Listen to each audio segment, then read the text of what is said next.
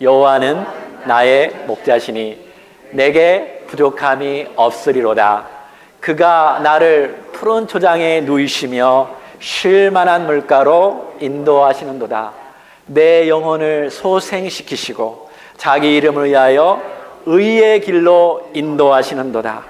내가 사망의 음침한 골짜기로 다닐지라도 해를 두려워하지 않을 것은 주께서 나와 함께 하심이라. 주의 지팡이와 막대기가 나를 안위하시나이다.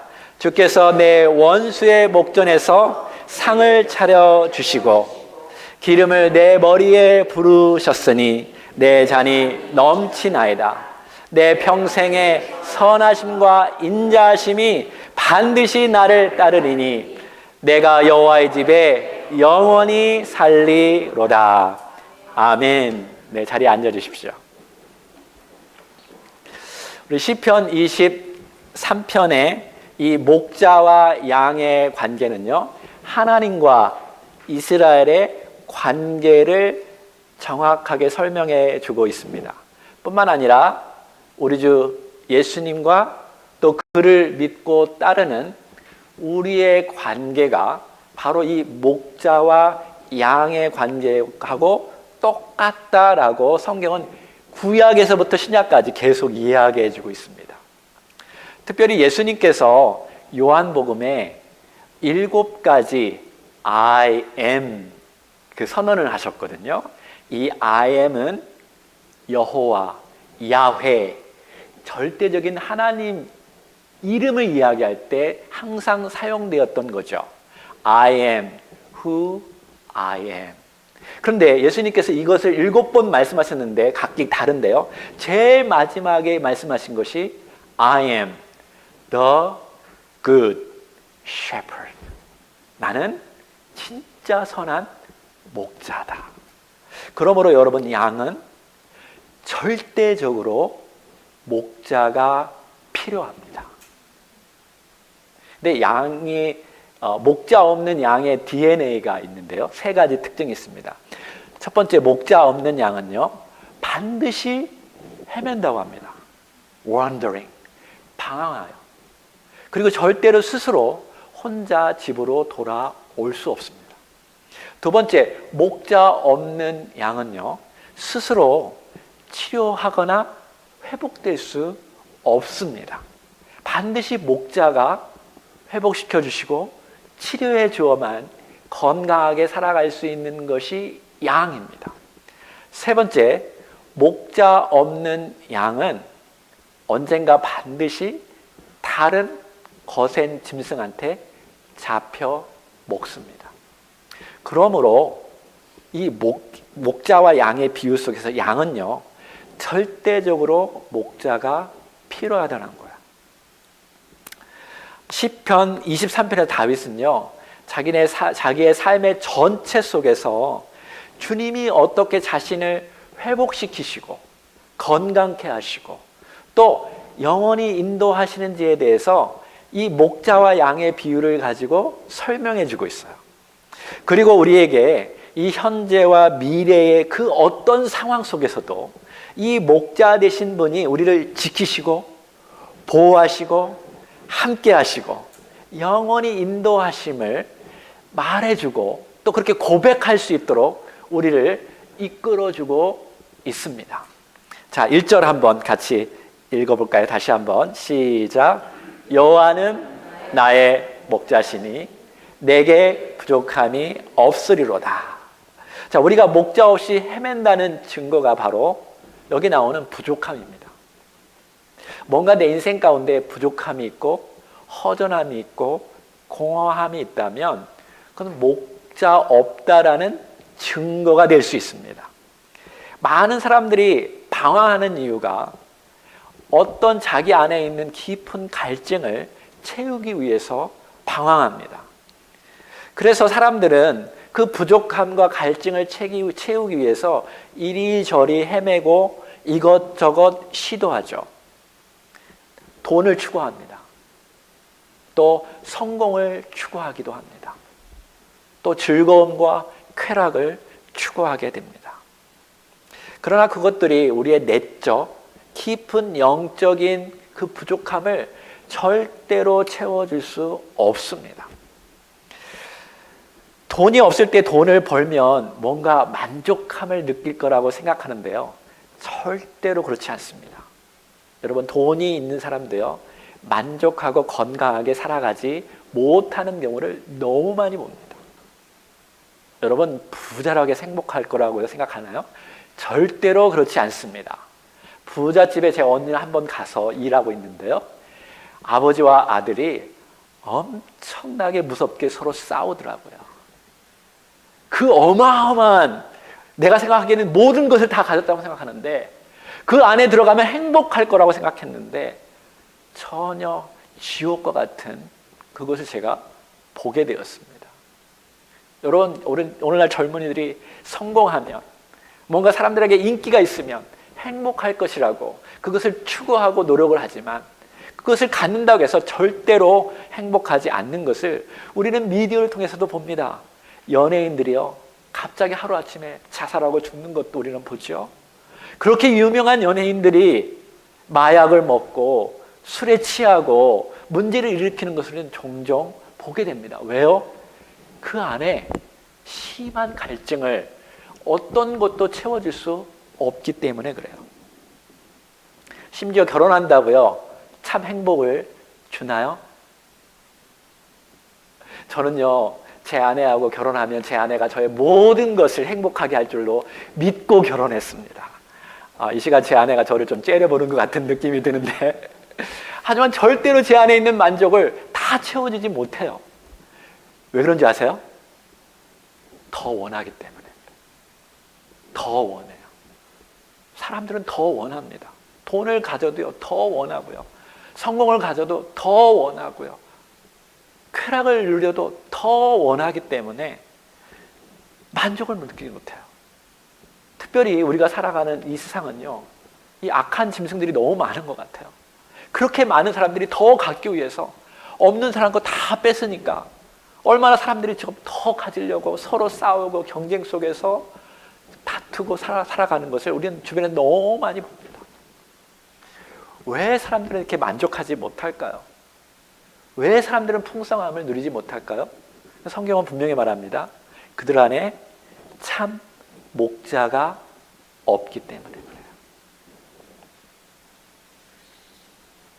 우리 안에 하나님만이 채워줄 수 있는 그런 깊은 영적인 공간이 있는데요, 그것이 채워주지 않으니까, 다른 것으로 채우려고 해도 채워주지 않으니까 공허하고 심한 갈증을 느끼고 방황하게 되는 거죠.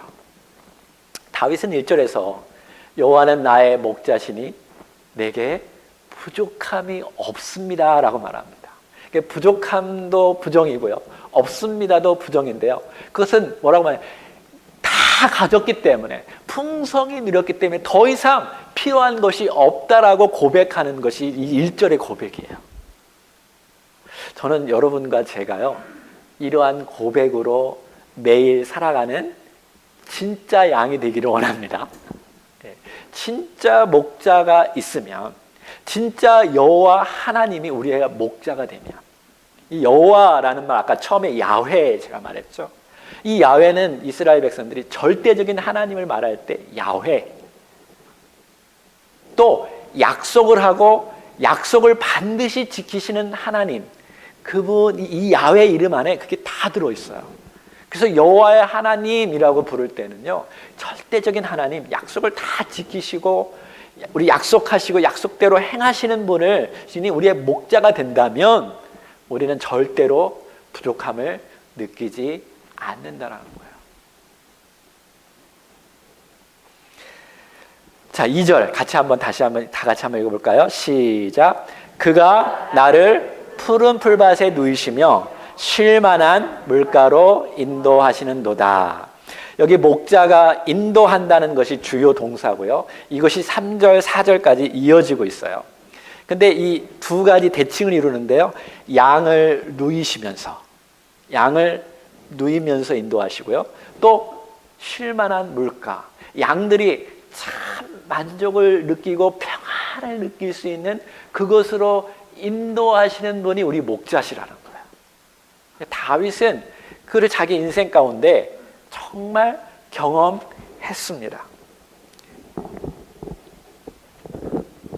여러분, 창세기를 보면 하나님께서 온 세상을 다 만드셨죠. 7일 동안, 6일 동안 만드시고 제7일에는 하나님이 쉬셨어요. 그러니까 인간이 6일째 만들어졌죠. 그 다음에 하나님께서 7일째 쉬셨는데요. 인간에게 하나님께서 처음 주신 것이 뭐냐면, 처음 주신 시간과 선물이 뭐냐면 안식입니다. 맞죠? 하나님이 쉬셨으니까 반드시 인간도 쉬었겠죠. 그러니까 안식을 누리며 쉼을 누린 것이 처음 하나님으로부터 인간이 받은 거예요. 자, 하나님께서 7일째 쉬시면서 아담과 하와를요, 아마 푸른 풀밭에 누웠다고 한번 상상을 해보십시오. 네, 그들이 밤에는 빛나는 별들을 바라보면서 와, 하나님의 위대하심을 보고 너무 즐거워했을 것입니다. 또 이 푸른 바다를 바라보면서 아마 그 안에 있는 모든 즐거움이 더 기쁨이 되고 더 행복을 누리게 되었을 것입니다. 또 좌우를 보니까 짐승들이 뛰어노는 거예요. 양들과 사자들이 같이 뛰어놀고요. 서로 싸우지 않고요. 행복하게 뛰어나는 모습을 보면서 막 힐링이 되고 기쁨을 누렸을 거예요.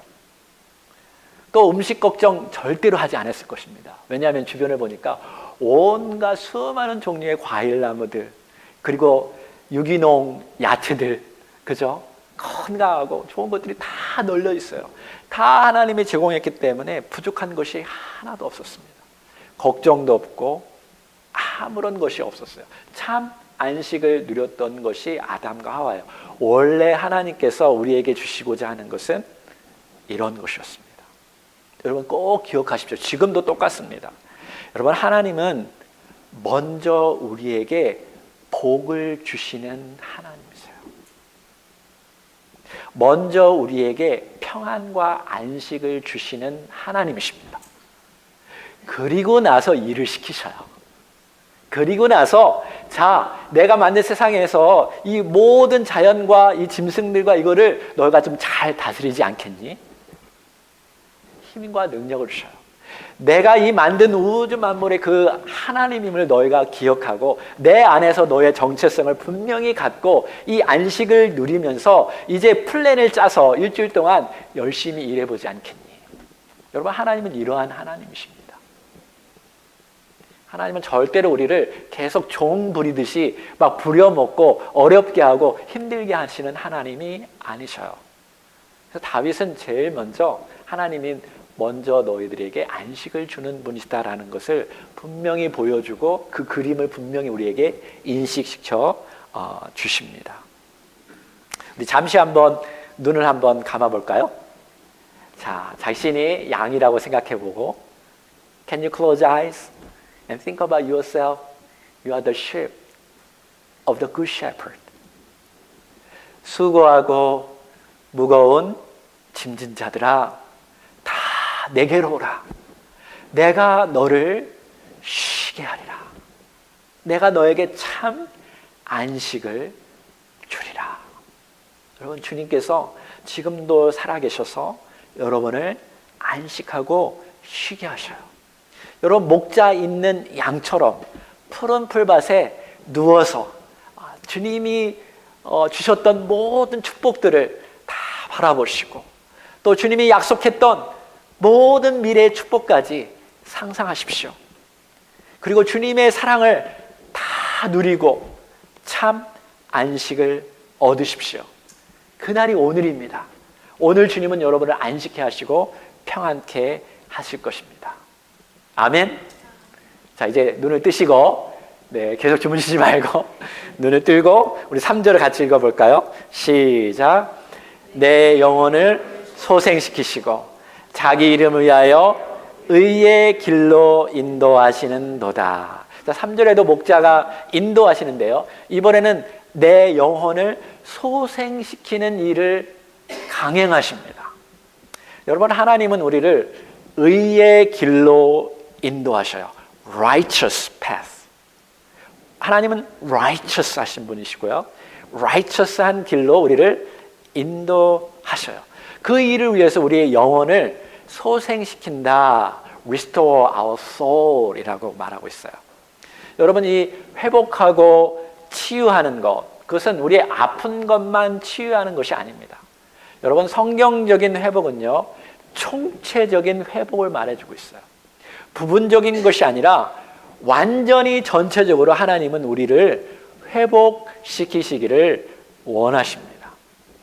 서양식의 어떤 부분적인 치료가 아니라요, 좀 동양적인, 좀 근본적이고 전체적인 치유를 하나님은 하기를 원하셔요. 왜냐하면 우리의 삶의 문제들은요, 서로 연결되어 있고요, 엉켜져 있어요. 그래서 많은 경우 그 병의 근본적인 그 원인을 못 찾는다고 합니다. 그래서 실제적으로 하버드 대학교에서요, 많은 병원들의 의사들을 조사를 했는데 놀랍게도 반 이상이, 의사들의 진단의 반 이상이 잘못되어진다는 거예요. 근본적인 원인을 치료하지 못한다고 이야기합니다. 그처럼 여러분, 우리의 그 병들이요, 때로는 쉽게 어떤 문제를 찾기도 하지만 찾지를 못해서 계속 또 다른 병들이 생긴다고 합니다. 심령의 문제가 있는데요, 가정 문제가 터지기도 합니다.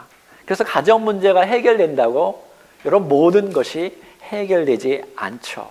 그래서 총체적으로 해결해야 돼요. 근데 이 총체적으로 해결할 수 있는 분은 우리 하나님밖에 없습니다.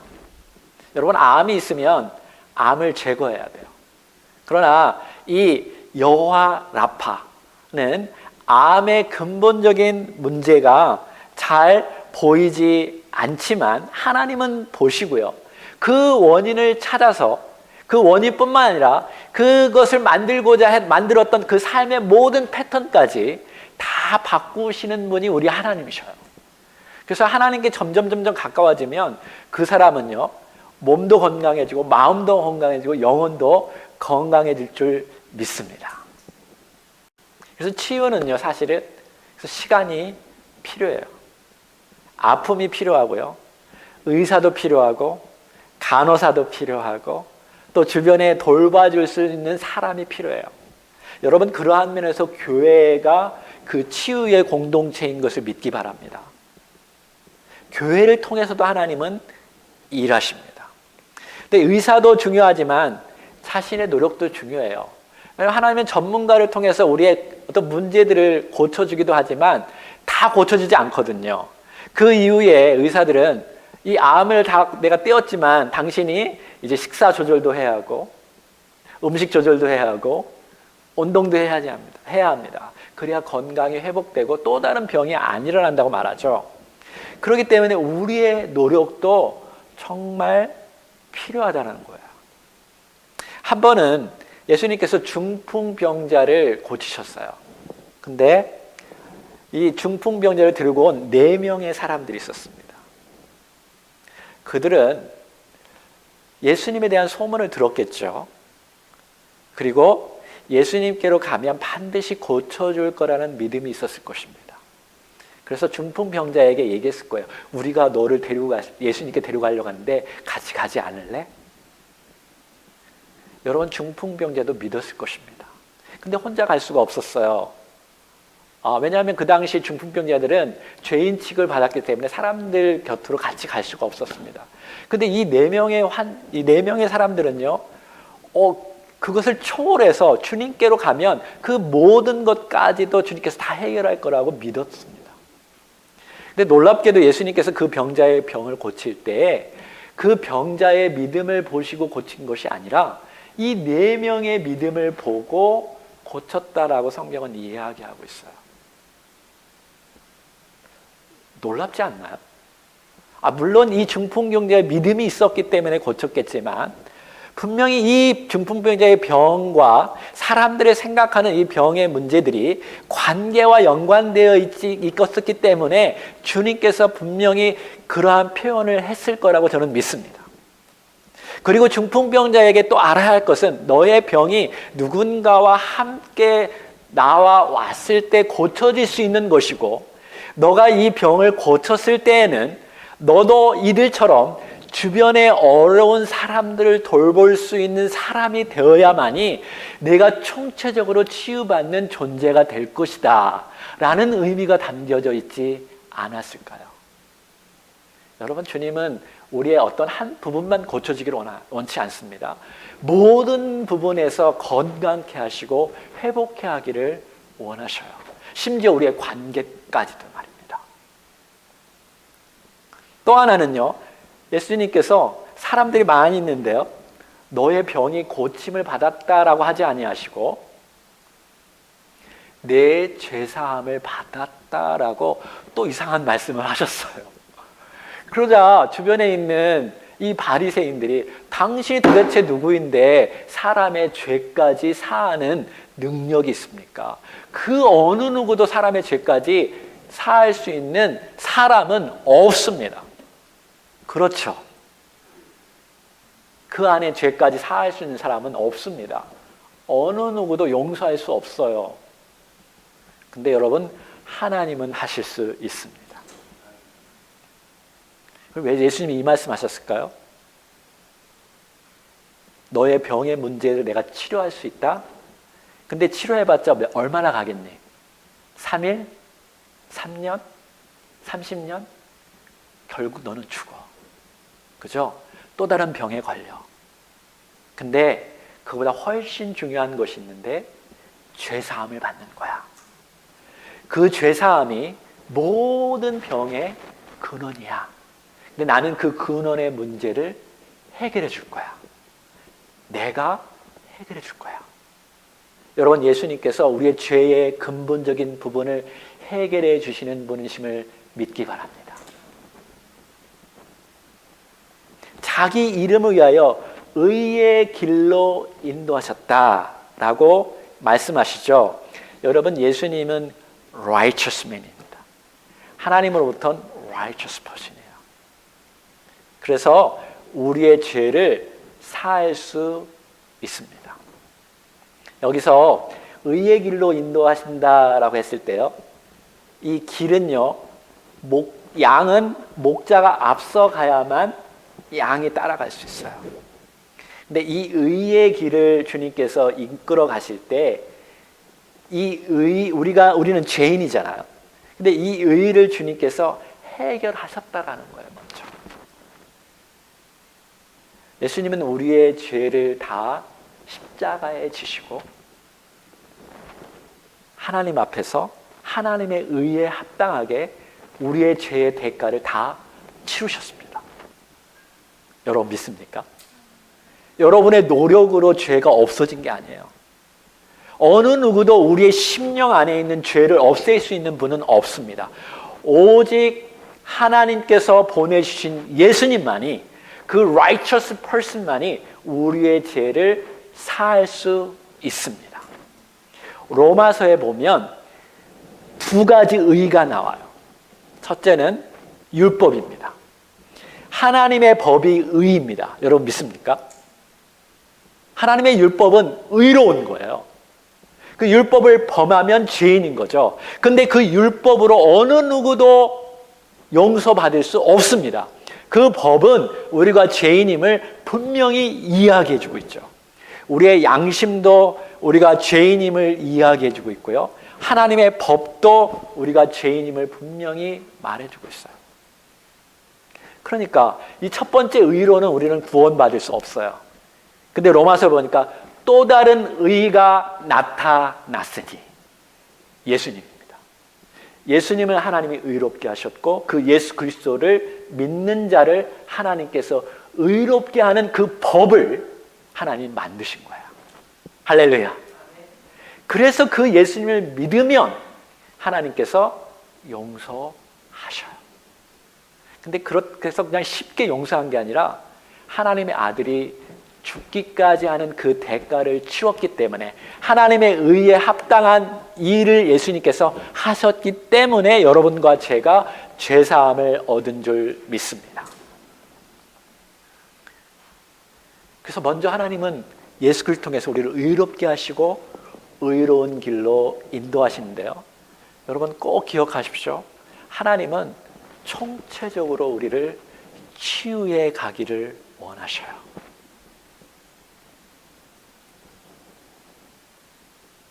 자, 이제 마지막 부분인데요, 4절입니다. 같이 한번 읽어볼까요? 시작. 내가 사망의 음침한 골짜기로 다닐지라도 해를 두려워하지 않을 것은 주께서 나와 함께 하심이라. 주의 지팡이와 막대기가 나를 안위하시나이다. 여러분, 우리의 목자 되신 주님에게 두 가지 막대기가 있는데요, 하나는 지팡이고 하나는 막대기라고 나와 있어요.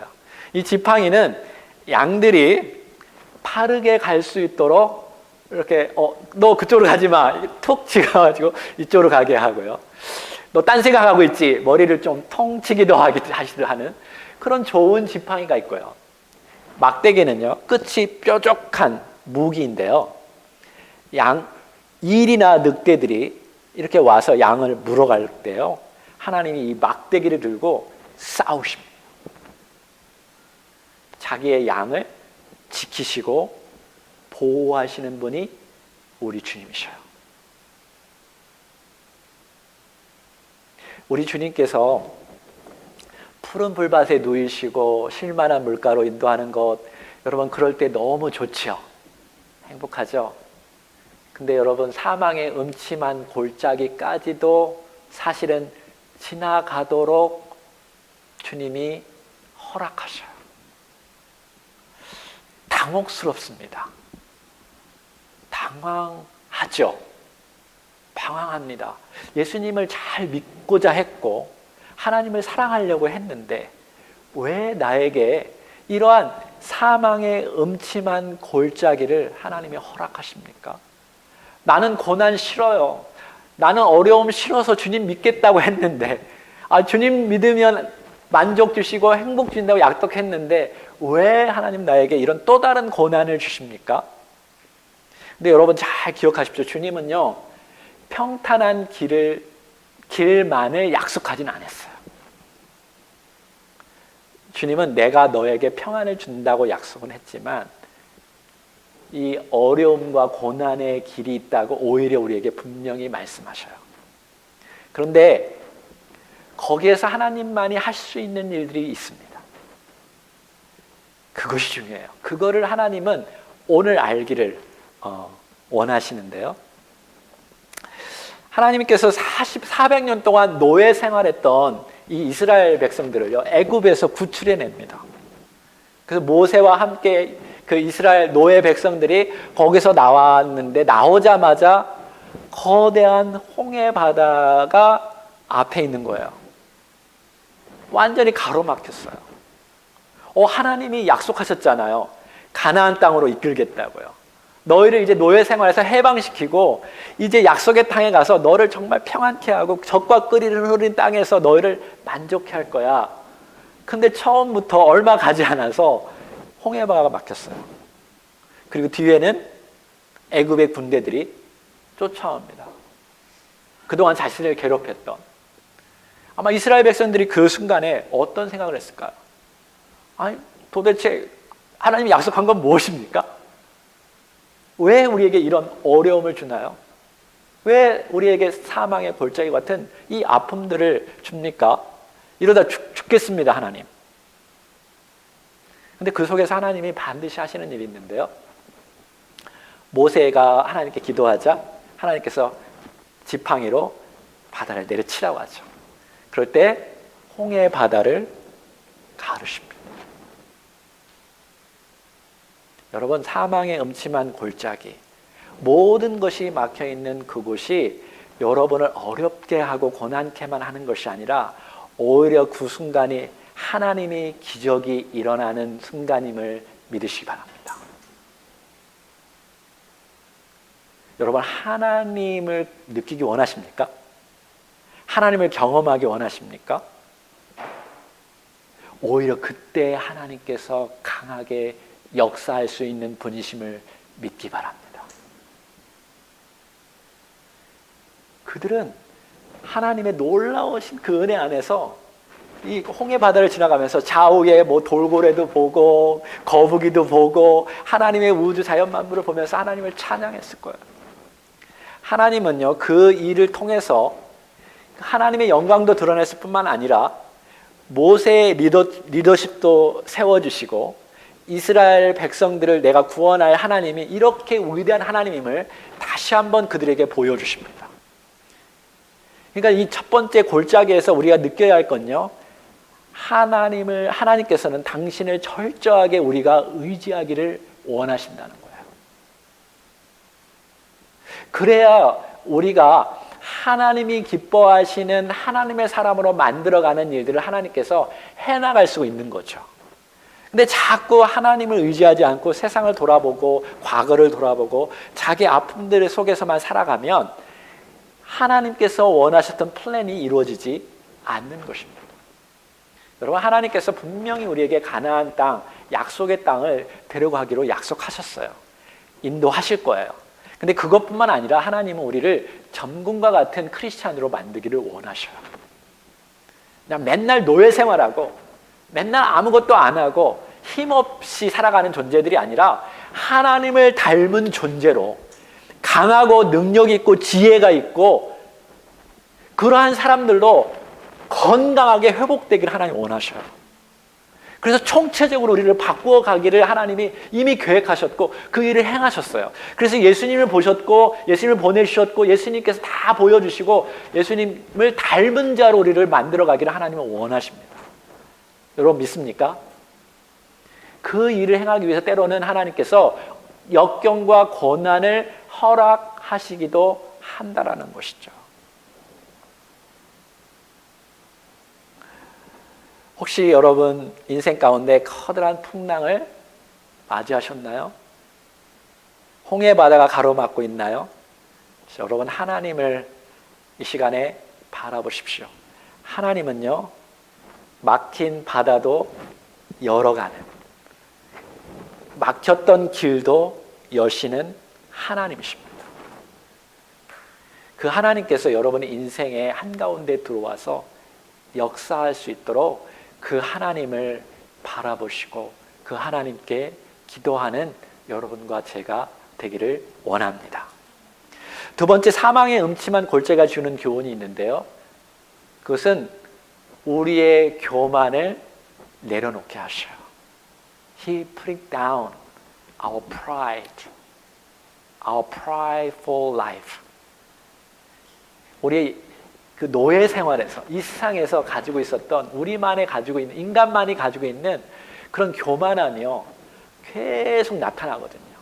그러면 하나님이 일하실 수 없어요. 하나님을 전적으로 의지하고 일어나야만이, 우리가 낮아져야만이 하나님이 원하시는 공동체, 하나님 나라를 만들어갈 수 있거든요. 그게 하나님의 뜻입니다. 하나님은 여러분의 개인의 영혼만 구원하기를 원하지 않으시고 공동체가 구원받고 회복되고 또 다른 사람들을 변화시키는 일을 할 수 있도록 총체적으로 하나님은 우리를 변화시키기를 원하셔요. 그러려면 어떻게 돼야 할까요? 우리가 낮아져야 돼요.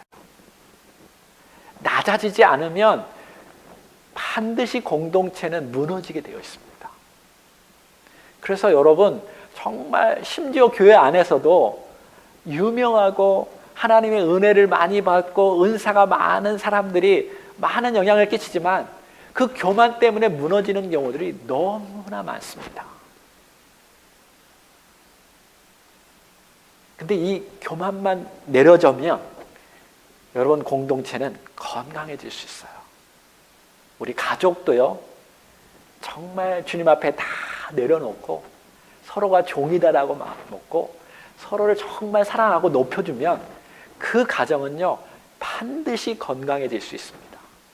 근데 자기 중심적으로 항상 자기 생각대로 판단하고 내가 원하는 대로 더 많이 갖고자 하니까 상대방이 다 채워지지 못하는 거죠. 회복의 역사가 일어나지 않아요. 근데 하나님의 회복의 역사가 일어나기 위해서는요, 우리를 낮추십니다. 이스라엘 백성들을 구원하시고 낮추실 때 얼마나 시간이 걸렸냐면요, 40년이 걸렸어요. 하나님 나라에 들어가서 활동하기까지 40년 동안 이스라엘 백성들 하나님께서 계속 낮췄어요. 그냥 일도 시키지 않았어요. 먹는 거 내가 다 제공해 주겠다. 나만 따라와라. 나만 의지해라. 근데도 끊임없이 이스라엘 백성들은 하나님만 의지하지 않고 우상을 만들고요. 자기가 스타일에 맞는 리더가 아니라고 막 욕하고 서로 싸우고 비방하고 계속 이러한 일을 행했단 말이에요. 하나님 계속 낮추셔요. 때로는 우리가 하나님이 사망의 음침한 골짜기 속에서 우리를 낮추셔요. 그래야 하나님의 일들을 하나님께서 행할 수 있기 때문입니다. 몇몇 학자들은요, 이 시편 23편이 다윗의 인생에서 가장 어려운 시기에 쓰여질 것이다 라고 생각하고 있었습니다. 그때가 아마도 이런 때라고 그들은 말합니다. 다윗이 수많은 역경과 어려움 속에서 왕위에 올랐고 이제는 평안하게 왕국에서 생활할 때 뜻밖의 자신의 아들이었던 압살롬이 자기 군대들을 만들어서 자기 아버지인 다윗에게 공격해 올 때 그 소식을 듣고 다윗이 도망칩니다. 그래서 그 숲속에서 쓴 시가 바로 시편이 아닐까라고 말합니다. 그렇죠. 인생에 정말 많은 성공을 이루고 많은 것을 가졌는데 하루아침에 이렇게 다 무너질 때 많은 사람들이 그 시기가 가장 어려운 시기라고 말합니다. 자기가 가지고 있었던 것을 다 잃을 때 뜻밖의 우리는 그런 일들을 종종 경험하기도 하죠. 갑작스러운 사고를 경험하기도 하고요. 갑작스럽게 암과 같은 질병이 우리에게 찾아오기도 하고요. 정말 내 인생을 걸고 믿었고 사랑했던 사람들이 어느 순간에 내 뒤에 등을 꽂고 배신하는 그러한 순간. 그래서 내가 쌓았던 모든 재산이 다 무너지고 내가 지금까지 노력했던 모든 것이 다 내려앉을 때 우리는 가장 어려운 시기라고 합니다. 사실 그때서야 비로소 우리가 교만함이 떨어지겠죠. 그때서야 비로소 우리는 철저하게 하나님을 의지하게 될 것입니다. 사실 다윗은 자기가 그동안 세웠던 지식, 전략, 계획, 명성, 권위, 왕위 이런 모든 것들은요, 다윗이 한 게 아니에요. 사실 그것은 다 껍데기예요. 다윗의 본질이 아닙니다. 다윗의 본질은 참 목자 되신 하나님이십니다. 하나님이 그를 세웠고 하나님이 그를 인도했고 하나님이 그를 왕위에 올려놓으셨죠. 여러분, 하나님께서 여러분을 만드셨고 하나님께서 여러분을 구원하셨고 하나님께서 여러분을 위해서 죽으셨고 하나님께서 여러분의 모든 존재의 근원이심을 믿기 바랍니다. 하나님이 여러분의 원천이에요. 하나님이 여러분의 모든 것입니다. 그분이 여러분의 전부라고 여기고 내 안에 가장 중요한 분이라고 여긴다면 다른 것이 무너져도 상관이 없어요. 왜요? 그분은 여러분 우리의 모든 인생의 악한 경험일지라도 모든 상처도 다시 회복시키시는 하나님이시기 때문에 그렇습니다. 하나님은 다 회복시킬 수 있어요. 여러분의 무너졌던 몸, 병 때문에 다 그 갈기갈기 찢어졌던 아픔, 관계 속에 쓰졌던 그런 괴로움, 하나님은 다 회복시킬 수 있는 하나님인 것을 믿기 바랍니다. 결국은요, 우리 영원한 하나님 나라에 우리를 이끄셔서 그때 정말 우리의 영혼을 완전히 소생시키시고 완전히 하나님과 안식을 누리고 완전히 우리는 평안을 누리게 될 것입니다. 이것이 시편의 마지막 고백이죠. 내 평생의 선하심과 인자하심이 정녕 나를 따르리니 내가 여호와의 집에 영원히 거하리로다. 여러분, 그러한 소망을 주님께서 주신 줄 믿습니다. 그 약속 하나님 반드시 지키십니다. 그러나 거기까지 가는 길에서 때로는 험난한 골짜기를 경험할 수 있습니다. 그때 꼭 기억하십시오. 하나님은 우리가 막혔고 절망하는 그 순간에 그 길까지도 열 수 있는 하나님이신 것을 믿기 바랍니다. 그리고 때때로 그 길을 허락하시고 상처받게 하시고 고난받게 하시고 어려움 속에서 우리를 겸손케 하시는 것을 믿기 바랍니다. 그러한 것들이 우리를 온전케 하여서 더 나은 공동체로 이 땅을 살아가도록 돕는 것이라는 것을 믿기 바랍니다.